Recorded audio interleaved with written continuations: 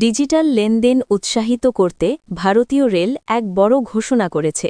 আগামী ১৪ জানুয়ারি ২০২৬ থেকে ১৪ জুলাই ২০২৬ পর্যন্ত রেল ওয়ান অ্যাপের মাধ্যমে অসংরক্ষিত টিকিট বুকিং করলে যাত্রীরা ৩% ছাড় পাবেন।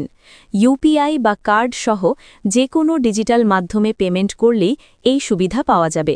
তবে আর ওয়ালেট ব্যবহারকারীদের জন্য বর্তমানের ৩% ক্যাশব্যাক সুবিধাও আগের মতোই বজায় থাকবে। রেল মন্ত্রকের নির্দেশানুসারে এই ছাড় শুধুমাত্র রেল ওয়ান অ্যাপের মাধ্যমেই প্রযোজ্য হবে। অসংরক্ষিত টিকিটের ক্রমবর্ধমান চাহিদা মেটাতে এবং ভিড় কমাতে এই পদক্ষেপ নেওয়া হয়েছে। এছাড়া আগামী ৫ বছরে ট্রেনের ধারণ ক্ষমতা দ্বিগুণ করার লক্ষ্যে পরিকাঠামো উন্নয়নের পরিকল্পনাও গ্রহণ করেছে রেলওয়ে।